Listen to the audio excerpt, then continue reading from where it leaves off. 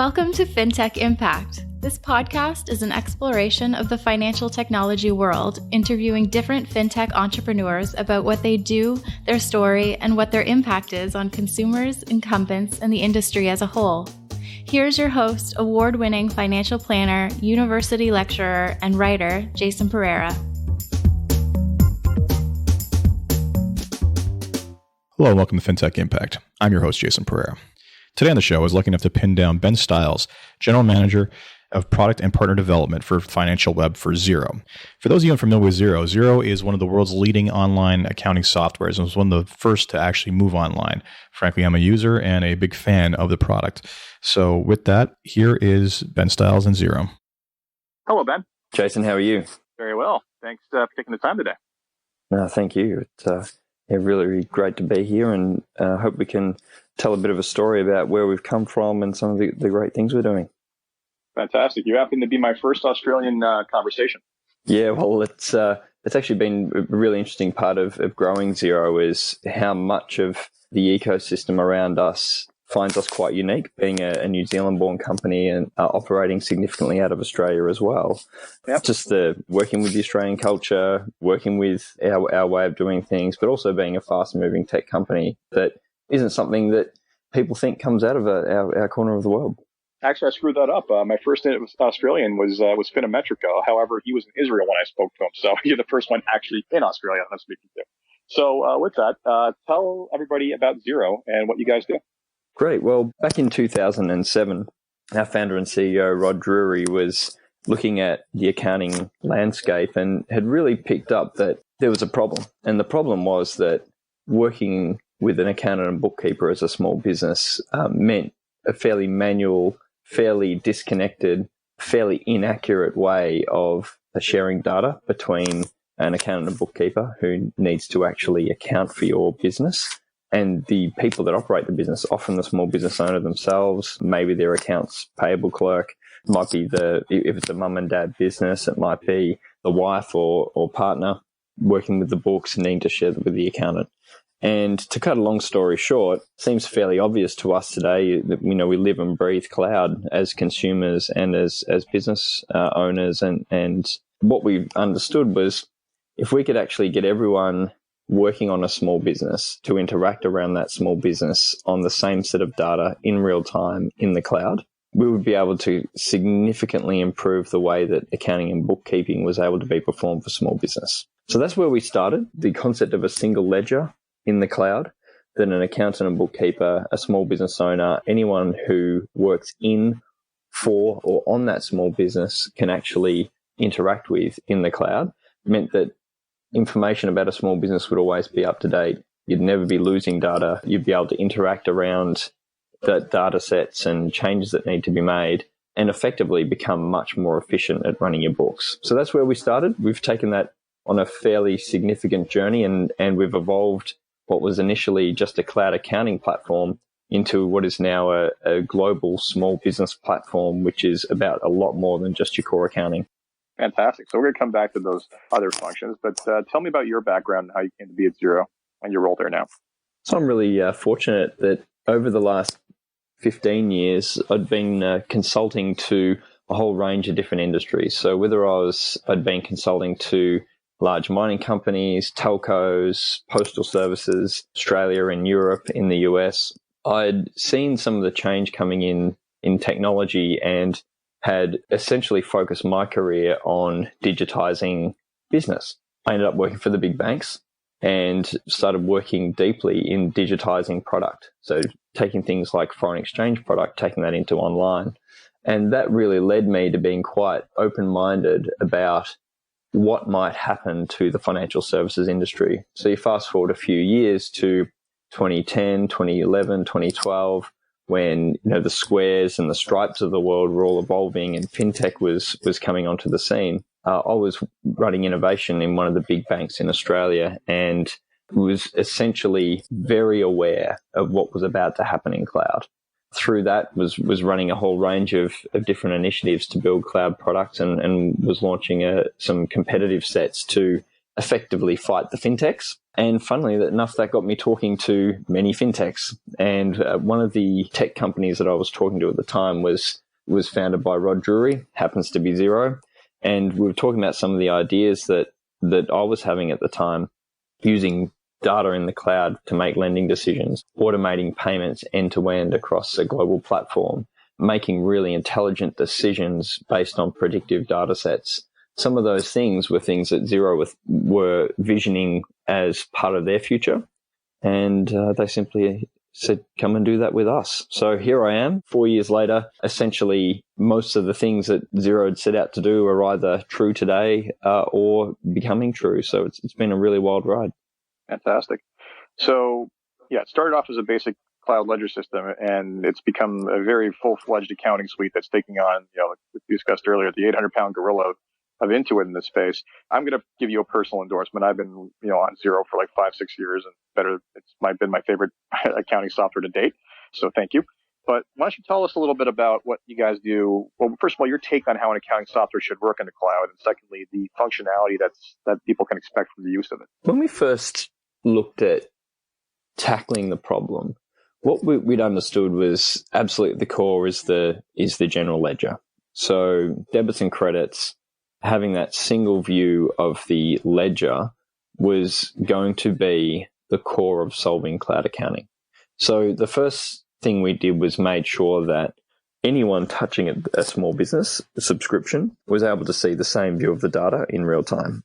So once we had those building blocks in place and some of the basic features that sit around creating a general ledger, we came to the conclusion that removing manual entry was going to be the next step. Now, that might sound, again, fairly obvious to us today. And in fact, even for about 20 years, various regions in which we operate have had the ability to extract data, say, from a bank account or an internet banking account and push that into accounting software. Now, at the time, all of that software was desktop, and often extracting data from banking systems was either a process that the accountant and bookkeeper ran, and they did that through monthly processes.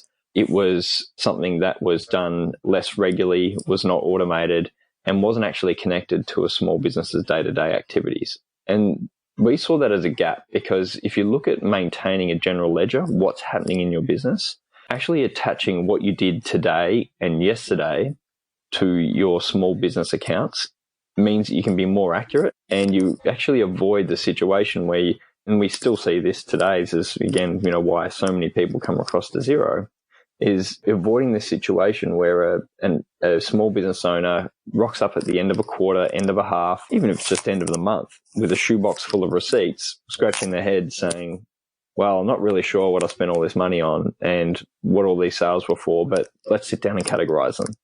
We knew we needed to take that out of the equation. So the concept of a daily bank feed, so data from your bank daily into Xero, and then the daily reconciliation was actually what made Xero explode. So Xero exploded from the point where we worked with the first financial institution to provide a daily feed of data straight from the banking core system into the cloud against an individual small business. We made that data available to small businesses once that was run overnight. And in the morning, we surface on their mobile app a whole range of recommended reconciliations. And all that means is matching what was spent or what was received with transactions and codes. So gamifying the codification of business expenses and receipts on mobile and on desktop, that small businesses were always up to date. And that was a game changer for us, a game changer for the entire industry. And that's what took us from 100, 200, 300 customers to all of a sudden adding 10,000 customers at a time. We are now at 1.4 million small businesses globally. In two of our core markets, there are between 500 and 1,000 small businesses joining Xero a day in each of those markets.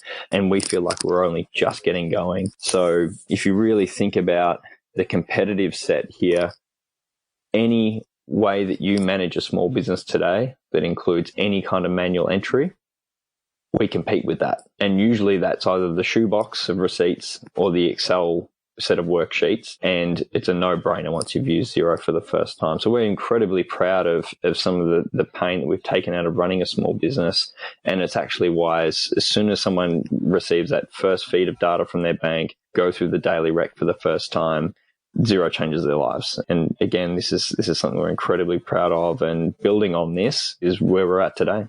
Fantastic. I mean, I speak from experience that reconciliation, I've never seen it as easy as you guys made it. I mean, there's some people who are catching up now, of course, but literally open up, everything's been matched, click, click, click, click, click, done. It's fantastic. One other thing you guys did out of the gate that I thought was interesting and that I think was brilliant also was you didn't put limits on users. Or you didn't have a billing model that was per user.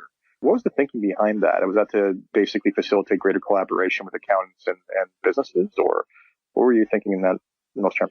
Really interesting question, because, often we get asked, well, what's the secret of Xero's success? And often the assumption is the core product. Now, we talk about Xero as beautiful accounting software. Now, we've evolved to a small business platform, and assuming that the reason for our success is down to the product alone is actually incorrect. The genius that Rod really brought to this entire industry was understanding the relationship between small business owners, the people that work within that small business, and the accountants and bookkeepers who work on the small business. So what was really clear to the Xero team at the time was, if we could nail interaction on the Xero platform, if we could nail invitation, collaboration, and enhancement of the general ledger by adding as many roles, permissions, and eventually applications into a Xero subscription so that they could work together on the data, enhance the data, and correct data together, then the value of the general ledger at an individual level was incredibly high, because small businesses were all of a sudden completely empowered about how they manage their financials, but also the value to the ecosystem that we eventually built around us was immense as well. Being able to write to Xero, being able to pull data from Xero, being able to automate business processes around Xero meant that if we were to restrict users, we would very quickly restrict the platform play that we saw as the future as far back as 2007. Makes sense. I mean, even myself as a financial planner, I've benefited from it immensely, because any client I've been able to put on, you guys were the first that I saw with that model, but everybody else has moved to something similar. But the ability with the business owner clients I deal with to be able to pull up their books, that they're dealing with the right people, are up to date on a regular basis, and advise them on their personal financial situation based on that. It was something that just wasn't even feasible prior to you guys coming around. So again, I thank you. So you guys have I would say a number, but I'd say a ton of different integrations. Basically your own app store. Can you speak to what, the key value props of some of those, or the key areas they fill are? So casting minds back to 2009, Xero had a bunch of decisions to make. We were growing very quickly. We understood through accountants, bookkeepers, through small businesses, through service providers to those small businesses, that unless we were able to enable small business to run its entire operations in the cloud, then we may be somewhat limited in how far we can go as an accounting platform. So the idea of becoming a small business platform was very rapidly evolving here, and we had some decisions to make. And those decisions were around, well, what do we build? What do we buy? Where do we partner? And how can we do that at scale? And it was obvious at the time to the team that if we were to invest too heavily in building the things that weren't core to Xero, running small business, I'm talking about things like point of sale, inventory management, logistics applications, CRM, retail management tools, timesheeting, analytics, forecasting, a whole bunch of different tools that if we have invested heavily, got distracted, tried to build things which weren't core to Xero at the time, then we would have slowed down the expansion of our platform, and we may have actually limited our expansion as a platform, because the value of the Xero general ledger might not have been realized across so many different industry verticals as well as the horizontal. So all I mean by that is we very quickly exposed the APIs that we'd used to build the Xero platform, exposed that through what we call the developer API, essentially allowed our third-party applications to invite customers to authenticate. And therefore, from that point forward, those applications might be your point of sale, your inventory. Again, it might be your... So from the point of view of small business tools, we understood that adding access to those APIs allowed the small business tools themselves to proliferate around us as a platform.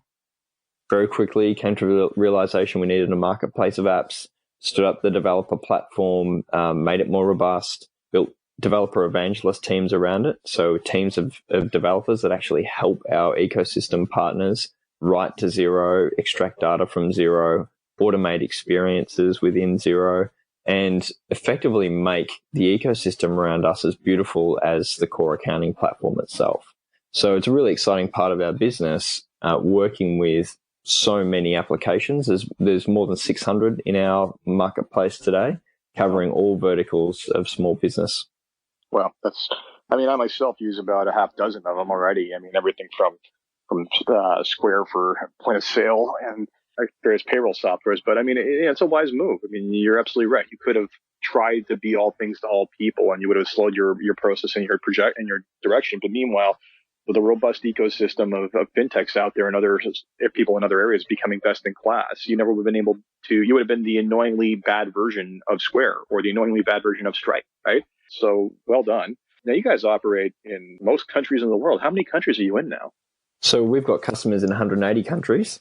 We've got operations in New Zealand, where we were born and founded, Australia, Singapore, London, San Francisco, New York, Denver, and now in Canada. So really exciting for us to be moving into the Canadian market, and the team that are firing up there are doing some great things. We're seeing an enormous amount of traction, and our expansion into the US is a really interesting play because US, North America in general, there's a really complicated tax environment.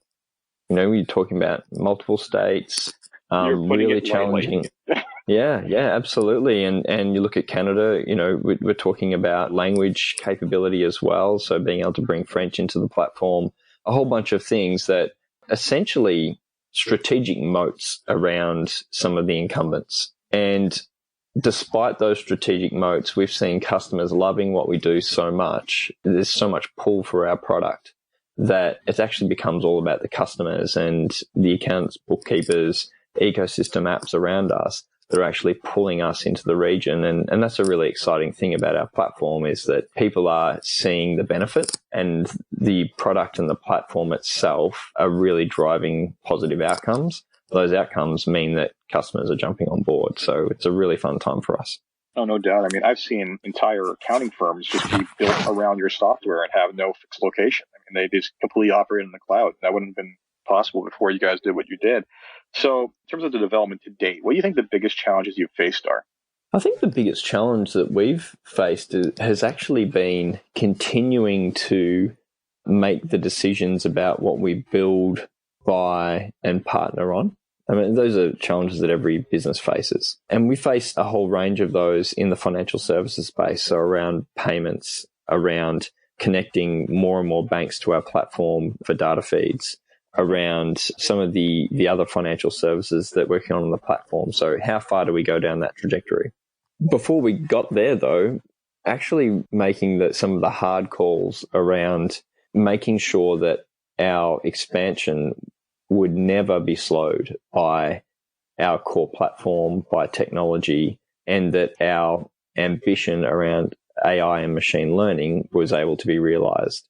So, in fact, one of the hardest decisions we made was around 2014 through to 2015 was to lift and shift a whole, and then rewrite a whole section of Xero and take it onto AWS.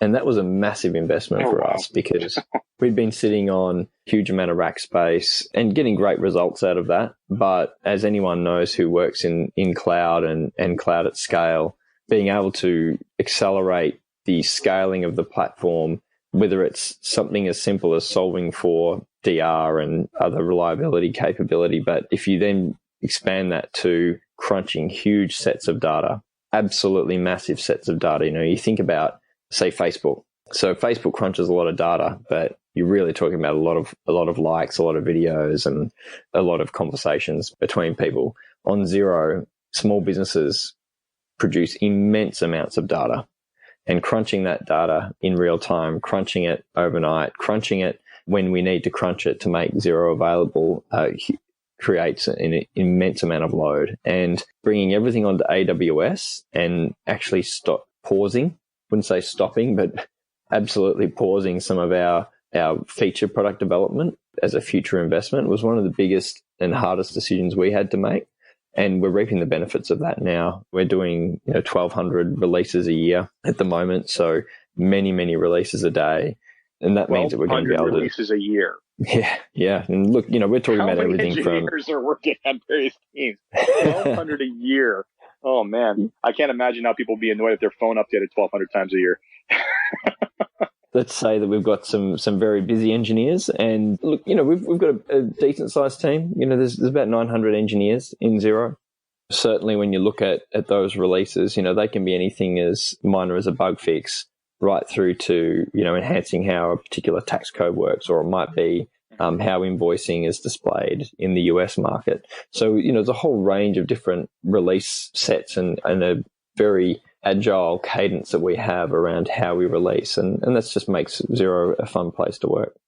Fantastic. So it may be early days to be thinking about this, but I'm sure you've had this conversation. How do you guys think blockchain might impact what it is you do? So I've been watching blockchain for a while. So I cast my mind back to 2014 when I was first looking at blockchain, and it was really obvious at the time that this distributed ledger was going to cause an awful lot of change. Now, we also thought at the time was the Bitcoin bubble, just focusing on Bitcoin for a moment, would pop at some point. Now, that happened. I was actually very wrong at the time, because I was looking at Bitcoin at about $70 then and thought it was about to pop. So, one of the things, and I tell this story often, well, it's a good thing you couldn't short it back then, because you would have been in big trouble. Yeah, well, that's right. So long story short, I was wrong. I mean, everyone can see that.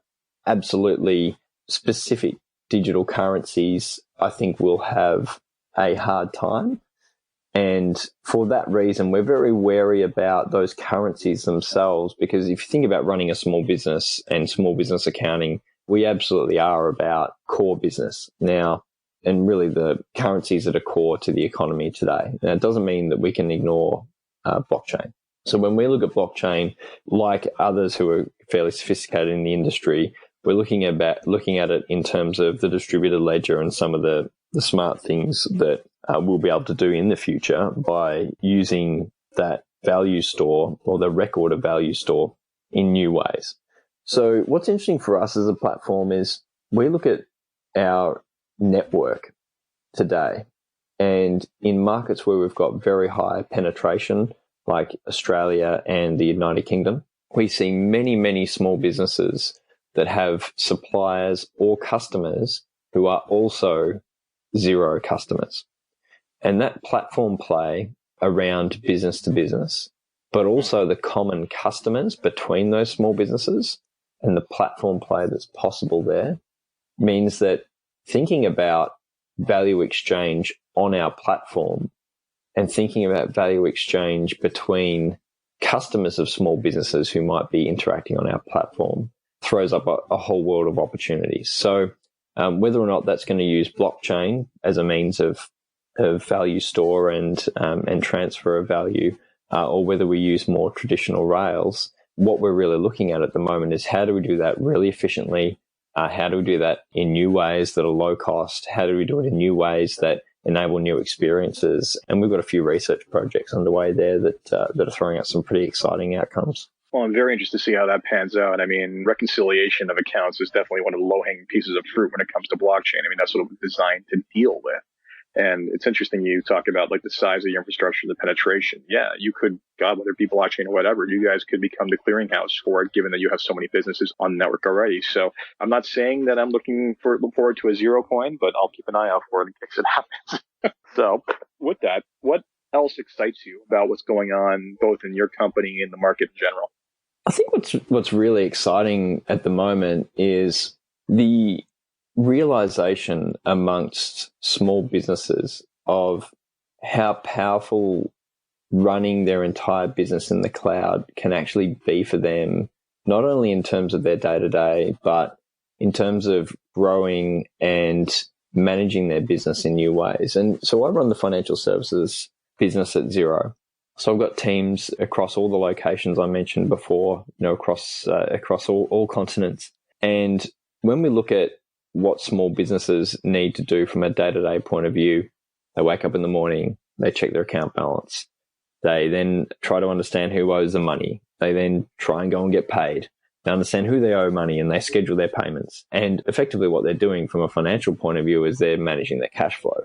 Now, what we've been able to do over time, because we've got so many features, making payments, taking payments, the automated bank feed, so that you're reconciled every day, we're building this real-time picture of your cash position. That real-time picture is building an intelligence within Xero, where we're increasingly becoming stronger at helping small businesses get predictive around their cash flow position. So as a small business, you become highly proficient at running your business in the cloud. So you're running your point of sale, you're running your invoicing, you're running your timesheeting, everything that you do to run your business, whether it's CRM or even just your back office accounts. If all of that is in the cloud and connected to Xero, and many of our clients are, then what we can do is we can start to use that network view of what's happening to understand what might happen for a small business, give them the tools to be able to predict and forecast, and then make some much more effective decisions about their business. So that's one thing, making really good decisions. This might happen to my cash flow because 3 people look like they're not going to pay me this month, and I've got outgoings that we hadn't expected. So that might sound pretty obvious. Where it really gets interesting is small businesses today, if you really look at those that are trying to grow, biggest challenge for them in all regions in which we operate is access to capital. In fact, it's globally, it's a big problem. And when you look at the banks, they're not really well placed today to make decisions and really smart risk-based decisions to help a small business get access to capital. So get a loan so I can grow my business, get a loan so I can replace the coffee machine, get a loan so I can buy the cafe next door and expand. Those are the kinds of decisions around growth that they might need to make. Same with cash flow. It might be, I've got to make payroll this month and we're short. So what Xero is able to do at the moment is we're actually able to see through data sets that empower the customer, give customers the ability to use their Xero data to make lending decisions, right? And those lending decisions are actually made by lenders who are connected to Xero. So what we actually see as the future is small businesses that are not constrained by access to capital, that are not constrained when they face cash flow issues. What we see as the future is a small business running on Xero, where their data informs the service providers around them, not only their software apps, but financial institutions that are able to look at data, understand what a small business needs, make sure that they're funded, get access to that capital, and keep running their business efficiently so that they can grow, so that they can keep the doors open. And one of the most important things for small businesses, maintain the lifestyle that they want. And you look at contrasting that to today.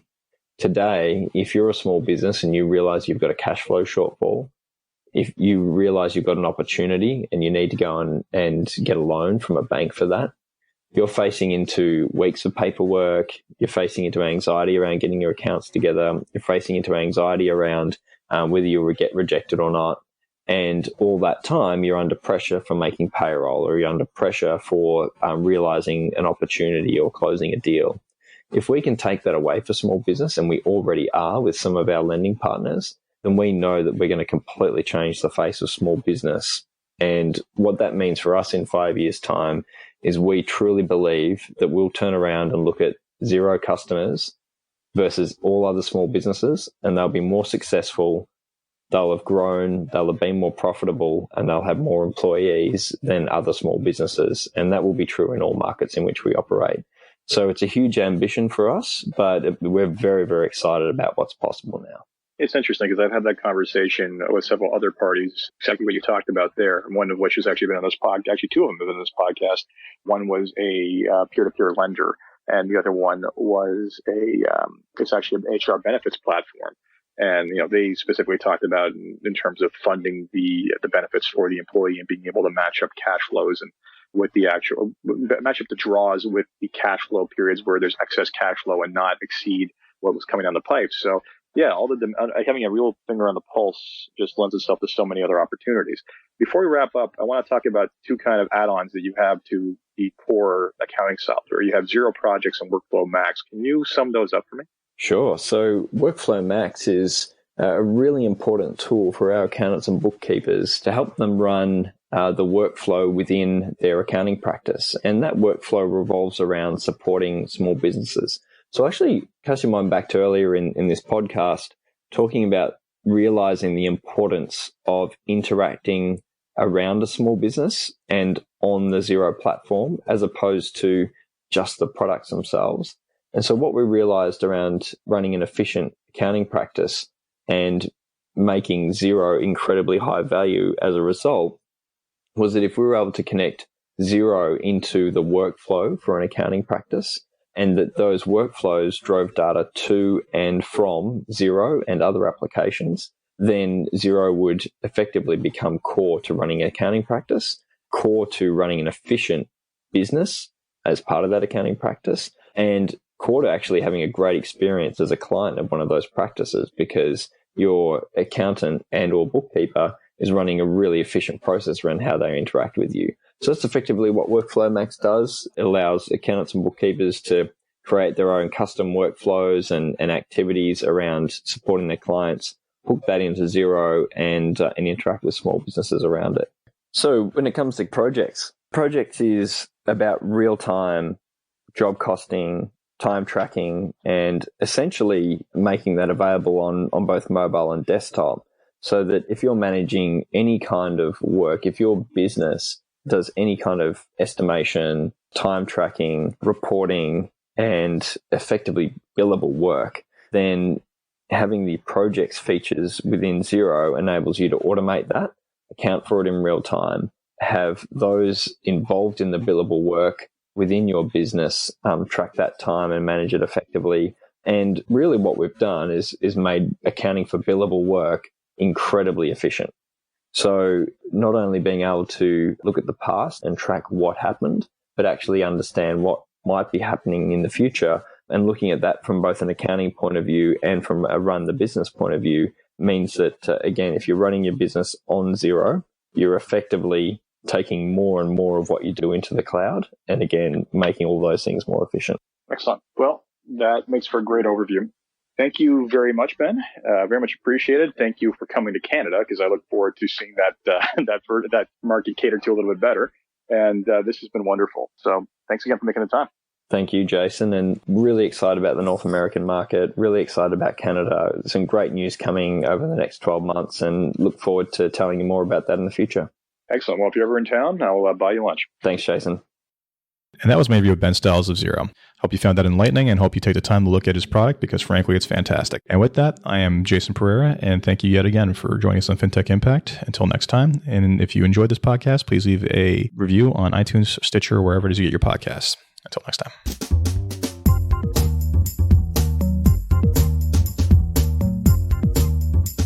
This podcast was brought to you by Woodgate Financial, an award-winning financial planning firm catering to high net worth individuals and their families. To learn more, go to woodgate.com. You can subscribe to this podcast on iTunes, Stitcher, and Google Play, or find more episodes at fintechimpact.co.